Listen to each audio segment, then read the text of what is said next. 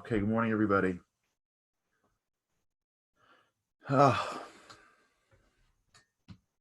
what a great, incredible morning. For those that are joining us live, thank you for being here. For those that are joining at any point, we appreciate it. Today's a special. We're going to break from the usual programming today to address what I believe is some of the big misconceptions that are found in Yom Kippur. This is an incredible, incredible day. It really is one of the greatest days of the entire Jewish calendar. And I think over the course of at least my own growth, maybe you've had the same feeling, it has become a day filled with trepidation for those that are taking it seriously. For those that aren't as scared, just maybe inconvenience. We don't like not eating. We're Jews. We don't like standing for those that are going to attend synagogue for long periods of time. It disrupts. We go through a certain period in our lives and we're like in a zone. And Yom Kippur seems to step in and in a way get in the way. I want to explain to you a little bit as to what this is in my learning and my understanding of it and why it is literally the greatest day of the year. It could be hard. I mean, a lot of things in life are hard and they're great at the same time. Being hard and being great are not mutually exclusive. In fact, many times the things that are the hardest are the greatest. It's hard to play in the Super Bowl. It's hard to give birth. It's hard to run a marathon, right? It's hard to do things that are the most, that we look back on and say, this was the most important thing that we did, or the things that give us the most joy. Pain doesn't necessarily preclude depth and happiness. What blocks us from that level of happiness is not pain, it's misunderstood pain. So when we think the things that we have are for nothing, if I would run down a highway because someone would point a gun to my head and say, run, it would be the worst day of my life. If I put on a number and have people to my right and to my left and everyone cheering along the way, I'd be like, this is amazing, right? It just all depends on how you understand what you're going through. Let's begin with our coffee. Okay. One of the great misconceptions that we think that at the core of Yom Kippur, it's the Day of Judgment. The Day of Judgment took place on Rosh Hashanah. Rosh Hashanah is called Yom Hadin, the Day of Judgment. Rosh Hashanah, the Mishnah teaches us that everyone passes before God and God judges them. Yom Kippur has a different experience. The only reason why we connect it to judgment is because it's actually a gift that God gives us. Because God can judge us in half a second, less. The reason why he stretches the judgment period past Yom Kippur is because he's being good to us. Remember, everything we do is connected to an original time in which we did it. So Yom Kippur is representative of an anniversary of ours. The Jews got out of Egypt. Remember the story. They traveled through the desert. They got to Mount Sinai. And God gave them the Torah. God gave them the book. But it was more than that. God gave them an offer of marriage. The imagery of the Torah of Mount Sinai is the imagery of a bride and a groom. It's the love that God expressed for us and says, will you be mine? And the Jews said yes. And that moment at Mount Sinai was a moment of connection between the Jews and God that never happened before, hopefully we'll see it again, but hasn't happened since. There was a breakdown of the physicalness that we typically have that blocks us from the ability to experience a spiritual being. And as a result, we were connected. Moses went up for 40 days to get, so to speak, the rest of it. When he came down, he found the Jewish people serving a golden calf. Now, just to explain to you how crazy this is. Of course, it's at their level. But serving a golden calf, that's 40 days after experiencing revelation in God. The Talmud relates that to a woman cheating on her husband under the chuppah. That's how intense that sin was. Can you imagine the imagery of a woman cheating on her husband under the chuppah? They were at the foot of Mount Sinai. It was a minute before God revealed. Like, can you imagine the level of destruction spiritually that sin took place? Again, at their level. Moses goes up, the Jews survive, and Moses basically goes back and forth with God for the next period of time just to see what happens to the Jewish people. And on the first day of Elul, which was the month that was the last month, God calls Moses back up and says, I want the Jews back. And the Jews clearly wanted God back. And the Jews are waiting to see what happens. Moses, they're not getting the feed. Moses didn't have Zoom in heaven, and they were watching it. They were just sitting down there like, what's going to be? Will Moses die? Is God going to, what's going to happen? Did God reject us?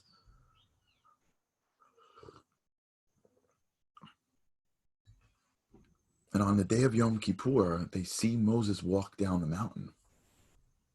Can you imagine what it must have felt like to be standing in the desert? Remember, this all took place months earlier.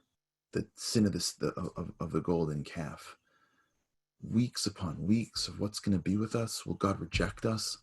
Does God love us any longer? Are we his nation anymore? What happened to that marriage that we once had? Did we ruin it? And if you can imagine the scene of the Jewish people, can you imagine what it must have felt like for the nation to stand and to look up and see Moses come back down on that mountain with new tablets, signifying the relationship again. God didn't reject us. He loves us. He wants us. That feeling of we're back, that feeling of we will continue to be in his embrace. That's Yom Kippur. It is the anniversary of the couple coming back together. It is the anniversary of God saying, I love you forever. Although you hurt me in a way, of course it's God, you can't hurt God, but theoretically, like in our own minds, although you did something that could have destroyed our relationship forever, my love for you runs so much deeper than that. That's what Yom Kippur is. It's a day of love. Along the way, we get used to the imagery of the big bad wolf God who holds back all the good stuff and needs us to like bow and pray, and maybe he'll like release a little good to us. Now, I don't mean to downplay the seriousness of actions and what they mean spiritually. Our actions matter. What we do has impact on the spiritual world and impact on relationship with God. I don't want to downplay that to be like you do whatever you want. But how that now becomes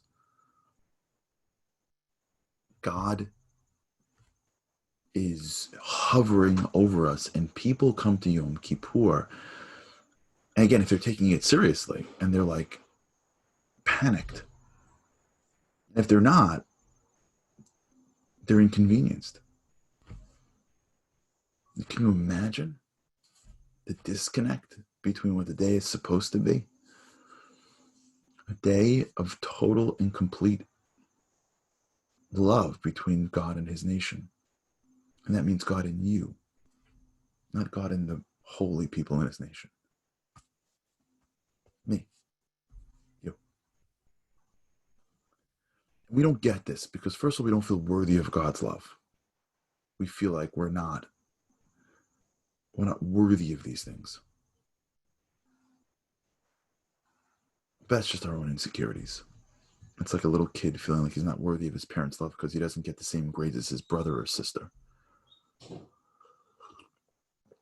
And kids vie for parents' love because they see they're not as good as the other ones. It's just an immaturity and the inability to understand love from the place of a parent. Parents' love isn't finite. The parents' love isn't conditional. The love that God has for us isn't conditioned on whether or not we step up. The love that God has from us is infinite. We don't believe that. But he tells it to us. Every day when we pray, we say, God's love says, Ahava Rabba Avtanu, I have loved you in incredibly great love. In fact, if you daven in a certain nusach, in a certain way, we say, Ahavat Olam. That's how the Sfardim do it. Ahavat Olam. Ahavat Olam means it's an eternal love. I love you eternally, God says. It's beautiful. It's awesome. Just think about that for a second. What did we do to be worthy of the love of the creator of the universe? Now, Yom Kippur is the anniversary of the representation of that love. So what takes place on Yom Kippur is this incredible bond in which God wants nothing more than to connect to us again, the way we were connected once before. Can you imagine how connected the Jews felt in the desert? Can you imagine how warm their heart was when they saw Moses come down that mountain? Can you imagine how they felt? How close they felt to God? Maybe even closer than on Mount Sinai. Because you feel closer to your loved ones after you make up. Right? When you fight with someone that you love and then rekindle, the closeness is much stronger than it was in the beginning.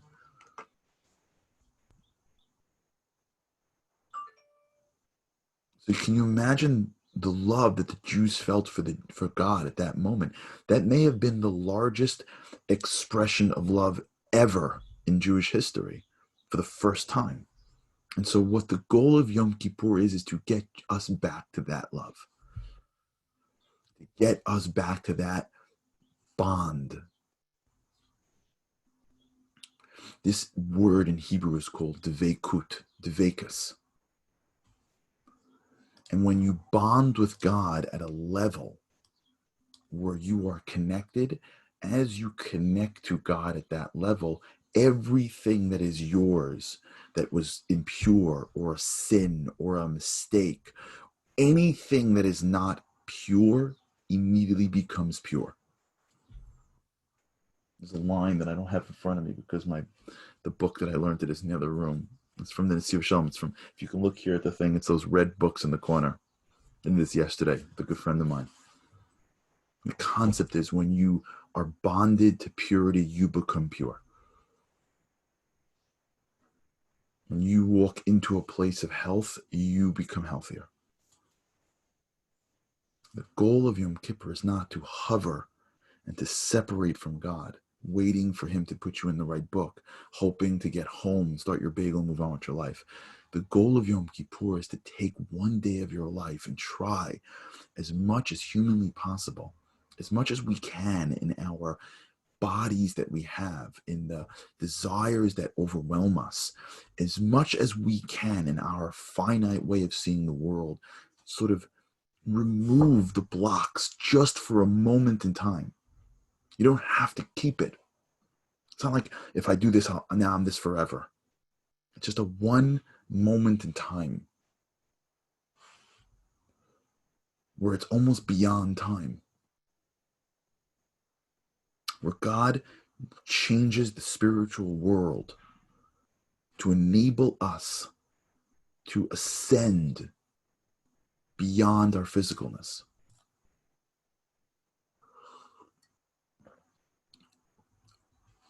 There's a prosecuting angel that's always around us.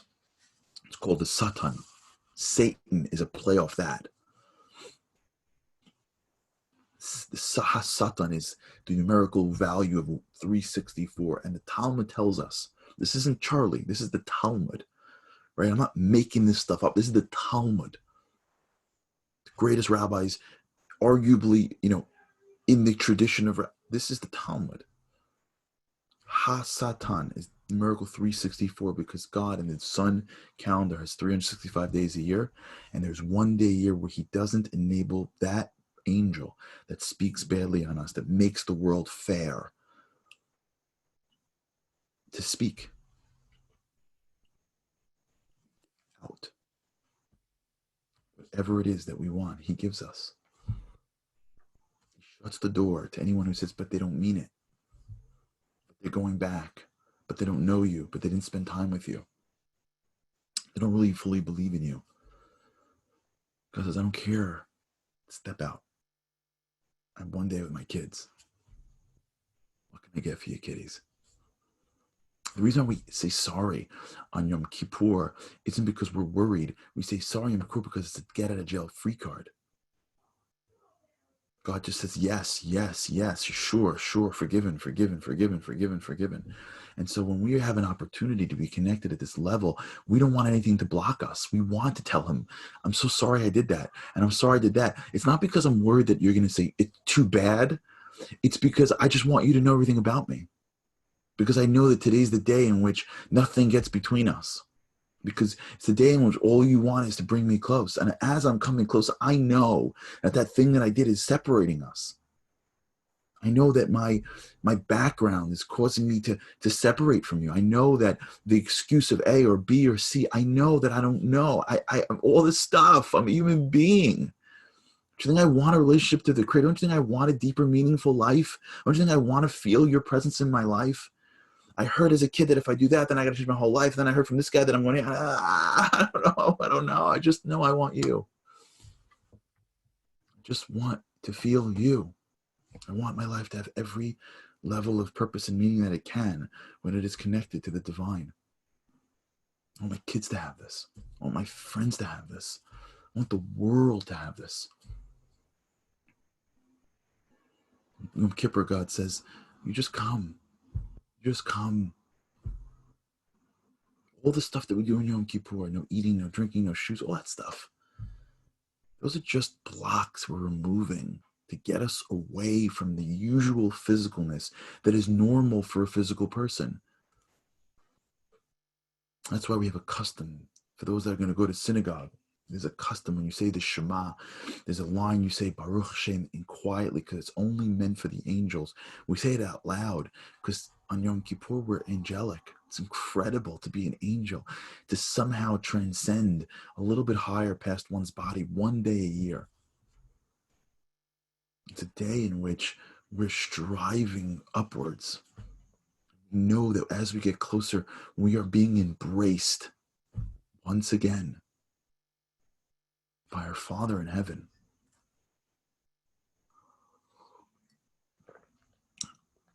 There's no day like this. And yeah, we want to have a good life. We want to get into the good book, and we pray for that. But there's no greater book than the book where God is running our lives. There's no greater success than success that we feel God in our presence. There's nothing greater in life than the level of meaning and purpose that relationship has.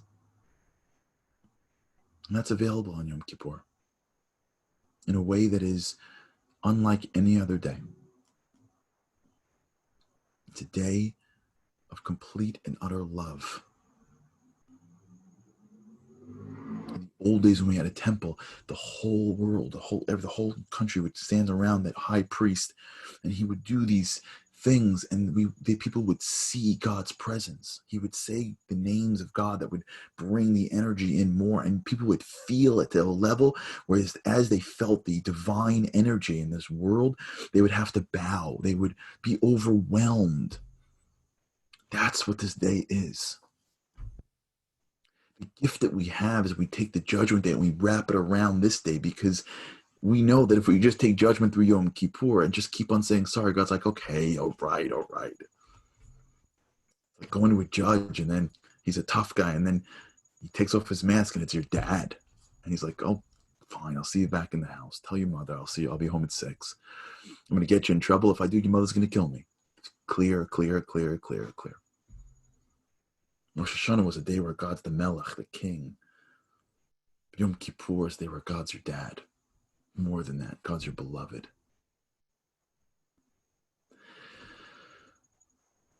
That's our job on Yom Kippur. Take it seriously, of course. It's a serious day. But don't take it seriously in order to get to a book and then to get out. You're not coming in and like getting it what you need and leave. And if you're praying in your house because of this whole virus thing, or you're praying in a shul, and don't just say the words again. We're not living in normal times. We should push ourselves to bring our hearts into it. It's not just the words that we say. It's the hearts that's part of it. When you're related to somebody, you know that I can't just say words. They can feel my heart. That's how it is on Yom Kippur. It's not just saying words. It's bringing my heart into this day, pushing myself emotionally to try to find God, to try to give him more of me, to delve into my own blocks, and to apologize, not because I need him to give me, because I want to be closer. And because his arms are open and he's saying, whatever you apologize for, the answer is sure. We got 25 hours. How in the world can we eat when you got 25 hours alone with the creator of the universe? That's the mentality. And if we go in to Yom Kippur with the mentality of love, desire, I want to find you. When I leave this day, I may not be able to do this again, but I don't want to leave the same that I came in. I know I'm running a minute or two. Let me end with this story, this imagery.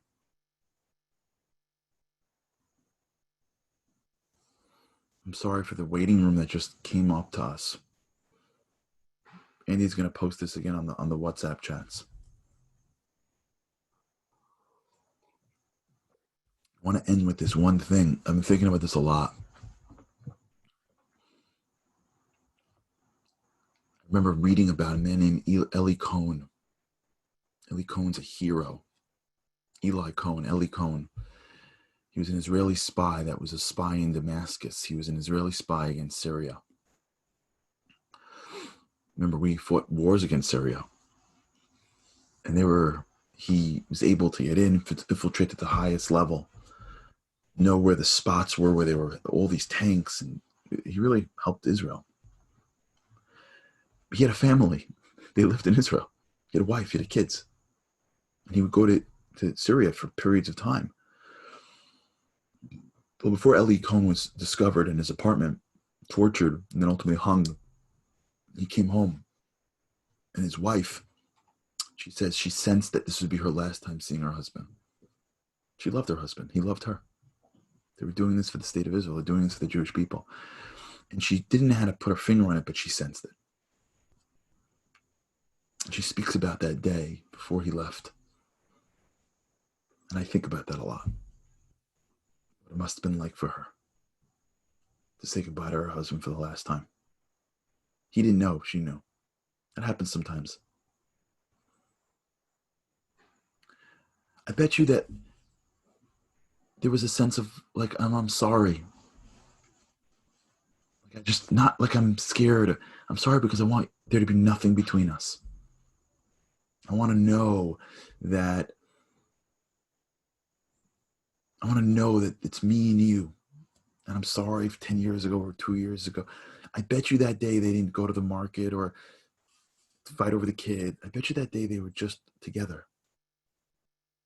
And the relationship was just so overwhelmed with love that they didn't want anything to separate them, even if they would never get it again. That, in a way, is Yom Kippur. The creator of the universe, it's so hard to grapple with God. It's so hard to understand him. It's so hard to be finite in an infinite world. It's so hard to manage a world, especially now. It's so hard to live in this world and grapple with I don't know how this works. I don't know how to live with God. And in this weird way that we've learned, he comes into this world with a heightened presence during this period of time. And he's leaving. Not he doesn't leave, but the level of presence is leaving on the night after Yom Kippur. When you hear that shofar, the end of the synagogue services, for those who've never gone, there's a shofar that blows, and God, so to speak, before he sort of like goes back up to the heavens, even though it's just divine energy, we're alone with him for a day. Just us and God. Me and you. Special. We don't apologize because we're trying to get more stuff. We apologize because we don't want anything to block us. Nothing should get in the way. And if me and you can really try that, one day, real, raw, we'll be different people. We come out of that, can't think that far in advance. My blessing is we should experience something special on Yom Kippur. Something that I know and you know is inarticulate. You can't even bring it into words. It should change us and make us bigger people and better people. Again, I want to apologize if I ever said anything that hurt anybody, or was insensitive to anybody. Of course, that wasn't my goal. I want to thank you for being a part of the show. I want to bless you with an incredible year filled with happiness and health and success, connection, both physically and spiritually. May this year be the best year of our lives, and may every year get only better. Have an incredible fast. Have an incredible Yom Kippur. And with God's help, I cannot wait to catch up with you. See you again on the other side. Tuesday morning. Easy fast, meaningful fast. Thanks so much. Looking forward to seeing you then.